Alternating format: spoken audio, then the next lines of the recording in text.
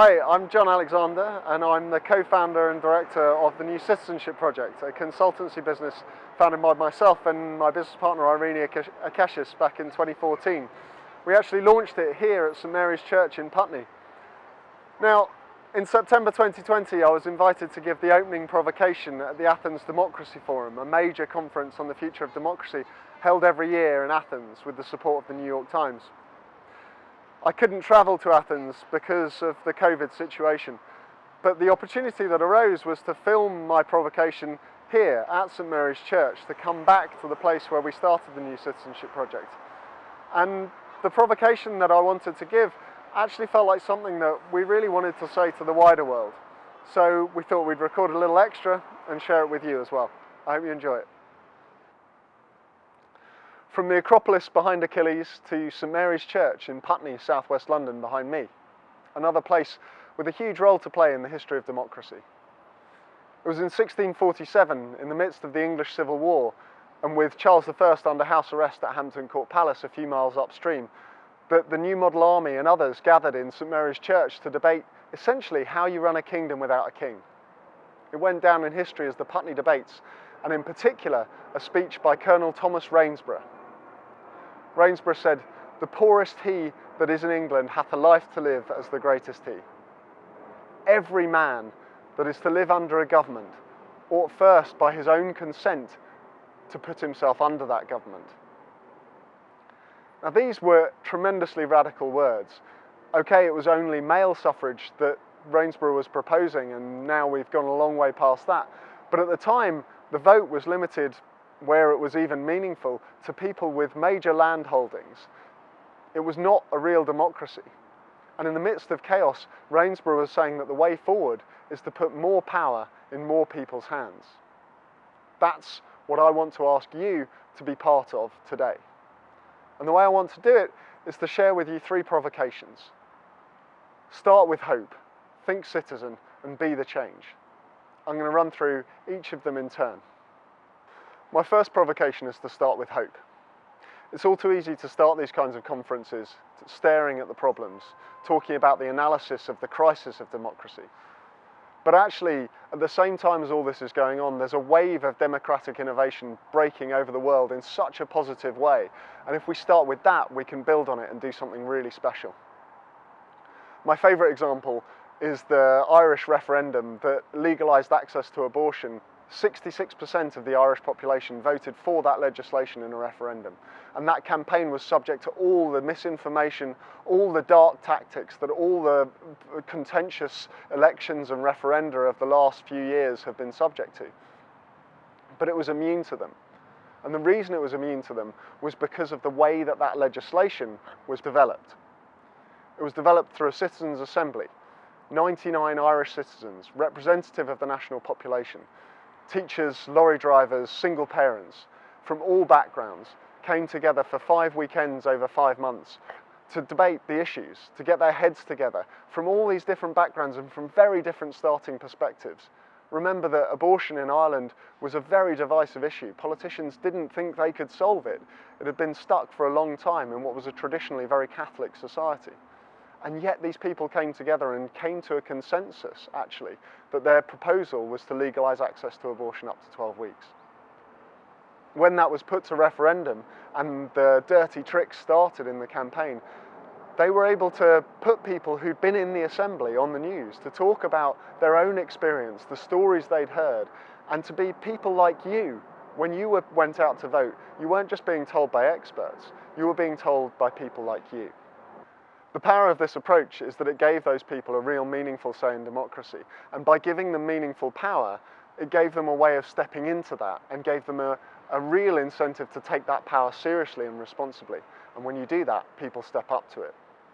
The thing is that that Irish Citizens' Assembly was one among many examples of deliberative democracy all around the world. One of my favourites is that 526 American citizens came together in a hotel room in Dallas, Texas last year to debate pretty much all the issues facing America. The organisers were actually really nervous. They thought it might descend into violence from what they'd read in the news, but these people, when they were face to face, came together, found respect for one another and found a huge amount of common ground. this was published in the New York Times, a sponsor of this conference. Another example, actually the most advanced in the world, arguably, in the German-speaking part of Belgium, they've pretty much replaced their upper house of parliament with a standing citizens' assembly. Again, a representative sample of the population, randomly selected, coming together on a regular basis to hold their parliament to account, and even to nominate the issues that more specific issue-based citizens' assemblies should discuss on an annual basis. The thing is, really, that these deliberative methods even are only one part of this participatory wave that's breaking, this democratic wave. There are all sorts of examples of other approaches, from gathering ideas from citizens through open idea platforms to participatory budgeting, which lets citizens decide and put their view forward as to how a budget should be split. And by showing them and involving them in giving people the same kind of decisions that politicians have to make, giving them a much clearer stake in how their society is run and a much clearer understanding of the trade-offs to be made. This is why I say that the future of democracy is already here, it's just not evenly distributed. That phrase comes first from the great futurist William Gibson, who talked about the future being already here but not evenly distributed. But in democracy, I think our task really is to stare at what's happening already, the excitement that could be building, and to do more of that instead of just staring down at the bad stuff that's going on. My second provocation is to think citizen, not consumer. And for this one, I'd like to start by asking you to close your eyes. I want you to imagine that you're one of 4 households, part of a tiny community, dependent on a single well for your water supply. And that well is starting to run dry, so you need to use less water. Now I want to ask you 2 questions. Firstly, to what extent do you think you'd be prepared to use less water? And secondly, to what extent do you trust the other 3 households to use less water as well? Now you can open your eyes. You may not think that these are particularly difficult questions, but in the experiment from which these are taken, half of the people who responded to that scenario had it framed slightly differently. Half of them had it exactly as you heard it from me just now. The other half replaced the word households with the word consumer. You're one of 4 consumers dependent on a single well for your water supply. How much do you trust the other 3 consumers? Those people who responded when the scenario was framed around the word consumer were significantly less willing to use less water and significantly less willing to trust one another. This to me points to an extraordinarily serious finding about our society. I started my career working in the advertising industry, and my first boss, when he described my job to me, said, "John, what you have to understand is that the average person sees something like 3,000 commercial messages a day." He then said that my job was to cut through that, to make mine the best, and for a while I was happy with that. But over time I came back to think about the first half of that. 3,000 messages a day, all of which have the underlying message, you're a consumer, all of which effectively put into circulation in the same way as that scenario did, the idea, I'm a consumer, all of which condition a response which is less willing to compromise and less trusting. Now, when you think about that at population scale, think about how voting works in our society today, how democracy works. I would argue that what's happened is that voting has become framed as an act of self-interest, as almost an act of consumption. You choose who to vote for primarily based on your own self-interest. That's what's expected of you. But that's not what voting's all about. The original idea behind voting is that it's a kind of wisdom of the crowds principle. You and I and others all look at society from a slightly different perspective. And if we judge what's best for society as a whole and use our vote to express that, then when you aggregate all those votes, you should get the best outcome for society as a whole. But that only works if we're all asking the same question. If we're all asking, what's the best thing for society as a whole? If I and you and others are all asking, what's the best thing for me?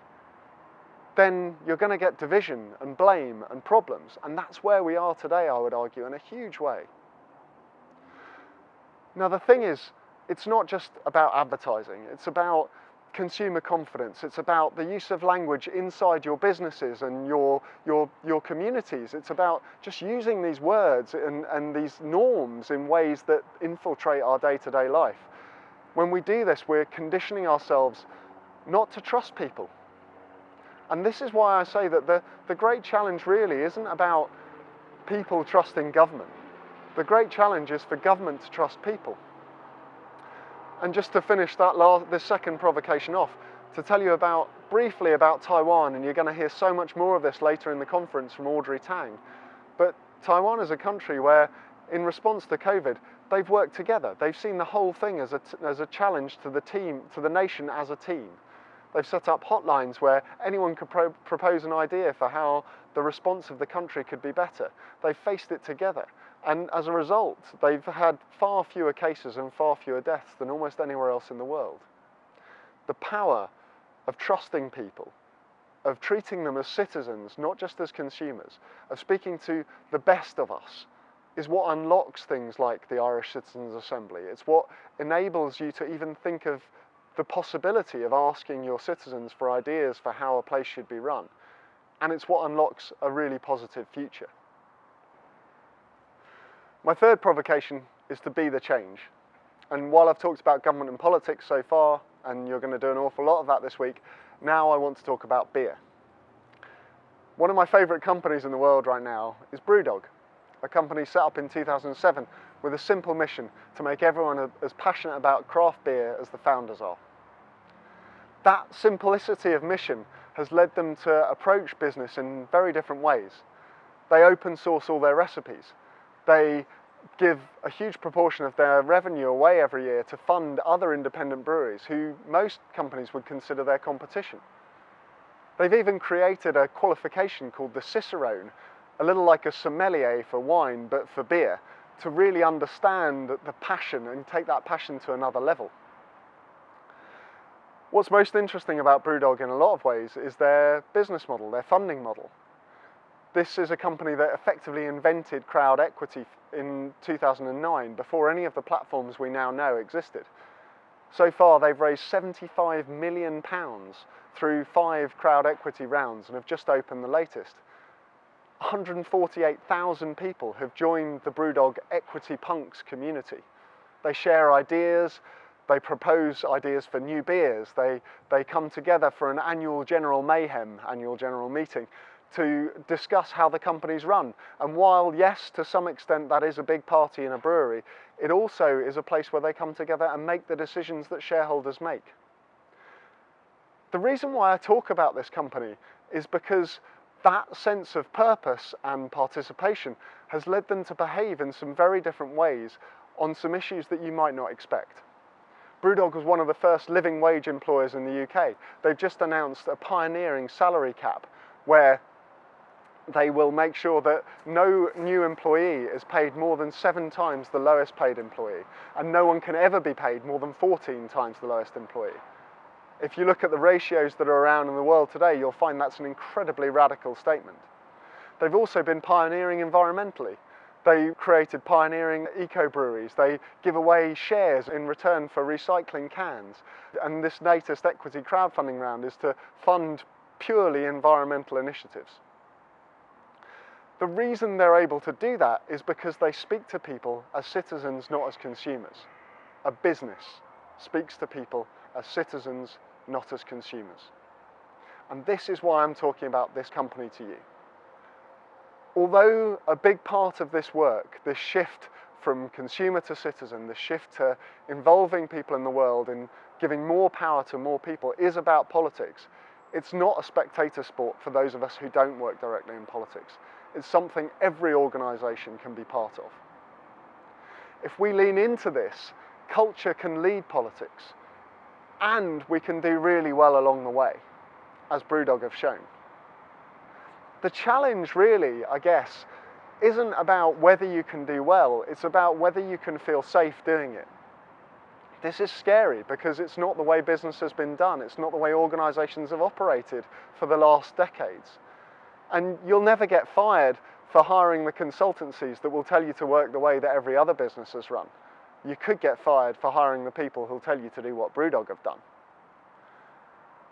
I guess, to finish, what I'm asking you to do is to look at your own position, wherever you are and whatever organisation you're part of, and to think about the privilege that you have.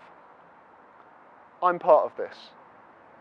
I'm a white guy with my own hair and my own teeth.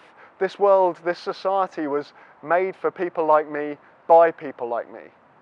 And if we don't open it up, if we don't invite people into it to take control and take power, then we're perpetuating something that's actually going to take us not to the present, we're not going to retain our privilege, into the past. And we can see that coming our way right now. And that's why I quote Paul Mason to finish this provocation. If you don't want the future, what you're going to get is the past. To finish overall, I've made 3 provocations.